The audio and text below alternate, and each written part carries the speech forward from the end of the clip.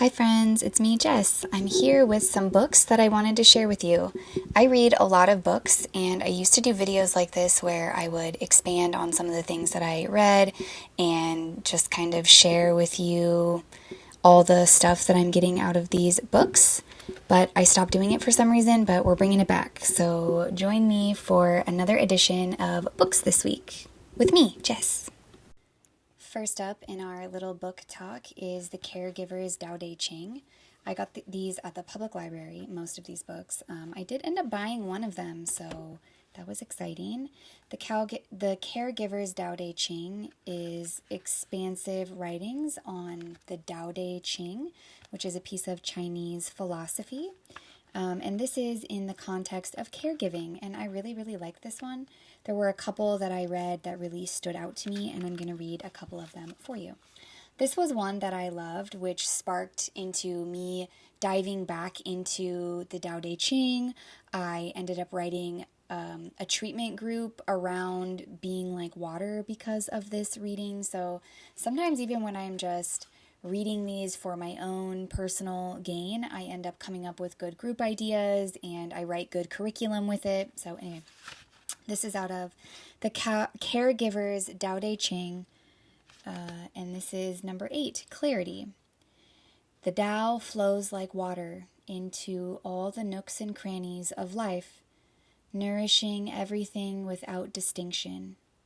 As water lets the nature of the terrain determine its course, so the Tao lets circumstances determine its actions. This is how we do our work, not assuming what is needed, but by letting the moment determine our actions, not withholding our intrinsic goodness, but giving nurture wherever it is needed, not pushing forcefully ahead, but patiently waiting for clarity to emerge. A river yields to the changing features in the riverbed that holds it. Nothing is truly an obstacle as the water continues its inevitable movement, finding the course that Let the Tao provides. In our caregiving, we do not know what will happen from one day to the next or even over the next few hours. We cling to the assumptions and plans. If we cling to the assumptions and plans, we can feel thrown off balance by the unexpected. We end up bracing ourselves, and we feel separate from the flow of the Tao. Yet we are never fully separate from life's unfolding. When we trust this deep reality, we find ourselves again in the harmony with the Tao. Our intrinsic goodness guides us to the next simple thing to do. What is truly nurturing in this moment will make itself clear. And I thought that was really beautiful, especially as a caregiver type, a helper in the helping field. It can be very important to let go of my own expectations and my own assumptions about life or universal plan and go with the flow, to be like water. And after I read that, I ended up reading a couple more things in the Tao Te Ching, and I wrote an entire group about the concept of Wu Wei, of going with the flow as a form of stress management. So it was really exciting, and I really loved this book. This was a great one. I'm probably going to end up buying this one. And this was written by Nancy Martin and William Martin. I'm going to assume that they are cohabitating, maybe husband and wife, because it says William and Nancy Martin. But it was a great one, and I was really happy to share it. I could probably do a TED Talk length dissertation type video about this book. No Mud, No Lotus by Thich Nhat Hanh is definitely one of my new favorites. I bought this at the library initially, and then I bought it. So I was really jazzed about this one. I got this book in the context of learning how to sit with some things that were really hard for me to sit with. And I needed some words of wisdom around that. And this book, 100%. So I have several things to share with you out of this one. And the first one is out of the very first page, which I love. I love Thich Nhat Hanh for that. So many of his books, the first page, the first paragraph is so powerful that it really sucked me in. The very first Thich Nhat Hanh book that I ever read was Happiness. I was very unhappy, And in my frantic state of, oh my God, I need to do something about my mental health, I Googled how to be happy. And Happiness by Thich Nhat Hanh popped up. And I said, okay, fine, I'll read it. And in the very first sentence of that book, it said, you don't need to go anywhere or do anything to cultivate mindfulness. You can do it right here, right now. And I felt a lot of relief in that. So anyway, he's really good for a little ringer in the beginning. So this is on the very first page. We all want to be happy, and there are many books and teachers in the world that try to help people be happier, yet we all continue to suffer. Therefore, we may think that we're doing it wrong, that somehow we're failing at happiness. That isn't true. Being able to enjoy happiness doesn't require that we have zero suffering. In fact, the art of happiness is also the art of suffering as well. When we learn to acknowledge, embrace, and understand our own suffering, we suffer much less. Not only that, but we are able to go further and transform our suffering into understanding, compassion, and joy for ourselves and for others. I feel like that is so beautiful, just as a reminder of the duality of life. You can't have happiness without having suffering. And to wait for all the suffering to be eliminated to be happy would mean that you were never happy. And I thought that was very beautiful. And this whole book is a pretty easy read. There are lots of tips and tricks about how to generate the feeling of happiness and cultivate mindfulness. Here's another tidbit a couple pages later in a chapter that's called Generating Mindfulness. If we take care of the suffering inside of us, we will have more clarity, energy, and strength to help address the suffering, violence, and poverty and equality of our loved ones, as well as the suffering in our communities and in the world.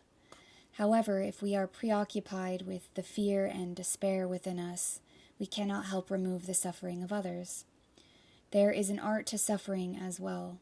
If we know how to take care of our own suffering, we not only suffer much, much less, but we also create more happiness around in us and around the world. I love that. I think it's beautiful. So if you are struggling with how to cultivate happiness in the moment, how to sit with suffering, this was a great one. There are lots of good quick meditations. Here's a quick meditation. Breathing in, I know that my suffering is still here. Breathing out, I say hello to my suffering, just as a way to acknowledge it, to not deny that it exists, and to give it space and honor. When we try to suppress our suffering, when we try to deny our experience, we are dishonoring ourselves in a way that creates inner turmoil and suffering. So when we are able to sit with ourselves, to acknowledge the suffering that exists within us, we can move through it with a little bit more ease. It doesn't feel like swimming upstream quite as much. And that's one of the reasons why I study things like this, Buddhism, Taoism, is because there is no escape to the sufferings of life, but I just didn't want to exist here and be unhappy anymore. I wanted to be okay in my time here, and so I started studying these concepts and I felt better. So I dove very deep, and now I teach. And that's just how it goes, I guess. There is a chapter in towards the back that had wonderful practices. Here's one. This is on page 62. One way of taking care of our suffering is to invite the seed of the opposite nature to come up, as nothing exists without its opposite. If you have a seed of arrogance, then you also have a seed of compassion. Every one of us has seeds of compassion. If you practice mindfulness of compassion every day, then the seed of compassion in you will become strong. You need only concentrate on it, and it will come up as a powerful zone of energy. Whenever I'm feeling very angry, discontent, I invite the seeds of peace. I sit and I breathe and I just allow it to dissipate. That's what it means to invite the seeds of compassion, invite the seeds of peace, is not to bypass the feelings of arrogance, to bypass the feelings of anger. It's to accompany it with something that will help neutralize it, to help dissipate the energy intensity of those feelings. Because feelings like anger, jealousy, arrogance, those are very intense heats that rise up in us. And when we can learn to sit with them when they rise, we can be with them as they dissipate. They don't take as much space in us. And I love that. So this book was a 10 out of 10 for me. Great exercises, really good mantras in the back to help with cultivating the feeling of peacefulness in the moments where you are not really feeling that. So this was an excellent book, and I highly, highly recommend it. This is a book that I own, but I will give a special shout out to it. When I was reading The Caregiver's Tao Te Ching, it really inspired me to go back into the Tao Te Ching by Lao Tzu. There were a couple things that I read out of The Caregiver's Tao Te Ching that were direct reflections, I guess, out of the Tao Te Ching. And so I dove into it more, and I loved it. So I'm going to share a few of those with you. This was associated with the concept of Wu Wei, of non-doing. And this lesson is called The Value of Non-Existence. Although the wheel has 30 spokes, its utility lies in the emptiness of the hub. The jar is made by kneading clay, but its usefulness consists in its capacity. The room is made by cutting out windows and a door through the walls, but the space that the walls contain measures the room's value. In the same way, matter is necessary to form, but the value of reality lies in its immateriality. Or thus, a material body is necessary to exist, but the value of life is measured by its immortal soul, which I loved. When I think about the value of emptiness, I think about the value of the empty mind. There's not a lot of value in a mind crowded with preconceived notions and ideas and expectations and assumptions. The value lies in a mind that is ready to absorb, to learn, to observe. There is much value in that. There is also much value in stillness, in nothingness, because it allows clarity. There was also another one right down the page that also reminded me of Wu Wei, of going with the flow. And this is called The Nature of Goodness. True goodness is like water, in that it benefits everything and it harms nothing. Like water, it ever seeks the lowest place, the place that all others avoid. It is closely kin to the Tao. And I love that. I think of that as water does not avoid difficulty. Water does not avoid obstacle. It doesn't avoid mess or muck. The water flows because it flows eternally, no matter what.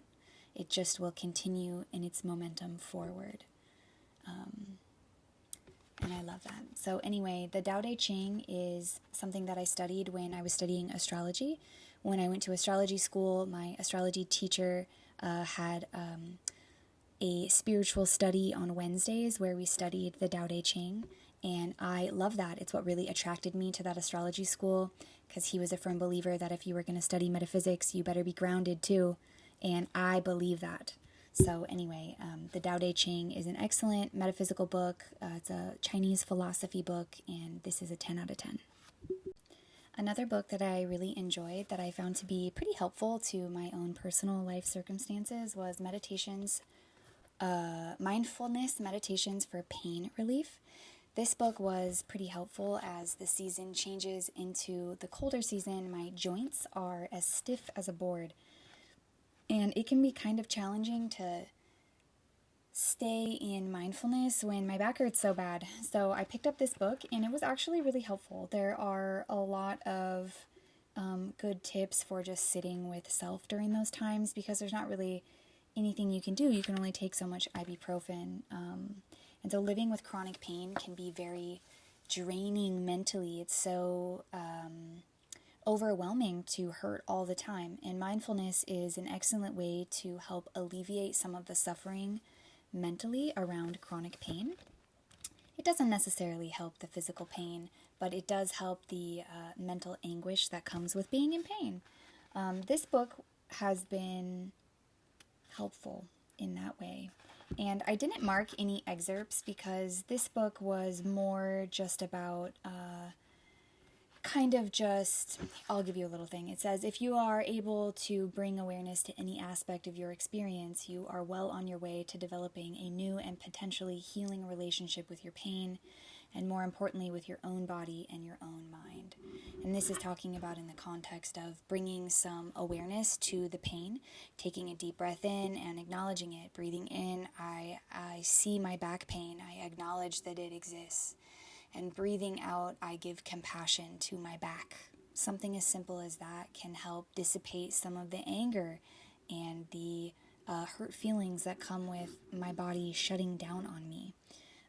And I will say, too, that as a person with chronic pain, it has been this new building of a relationship with my body because it has changed so much and my physical abilities have deteriorated, and I've had to adjust how I interact with myself. And mindfulness has been a very powerful tool in that way as well. The last one I'm going to share with you today, I'm definitely going to purchase, is A Handful of Quiet, Happiness in 4 Pebbles, a meditation by Thich Nhat Hanh. I saw this book and I cried as soon as I opened it.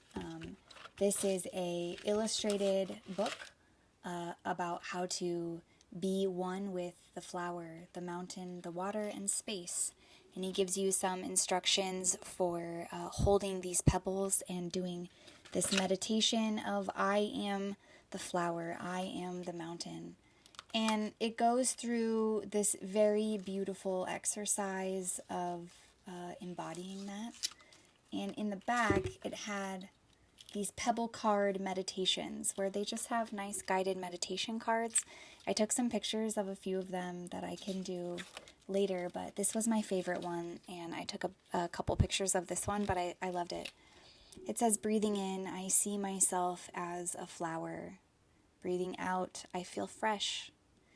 Breathing in, I see myself as a mountain, and breathing out, I feel solid. Breathing in, I see myself as still water. Breathing out, I reflect things as they are. Breathing in, I see myself as space. Breathing out, I feel free. That's a good one. I'm going to carry that with me forever. And he has the same meditation illustrations.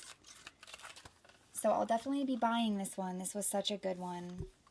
Sometimes I get really lucky at the library and I find a book by him that I haven't read yet, and that was one of those lucky days. So thank you for coming along with me on this little library book review, I don't know what to call it. However, I am going to try to do this every Monday. I said that earlier, but I'm going to try to bring that back. Mindful reading is something that has really helped my mindfulness practice and helped with my attainment of this knowledge of meditation and mindfulness. I read a lot of books, a lot of meditation books, a lot of books on mindfulness of every subject you could think of.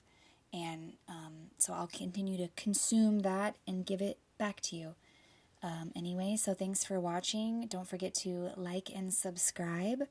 There's also lots of free, helpful materials on my website, twomoonspdx.com, TWOMOONSPDX.com.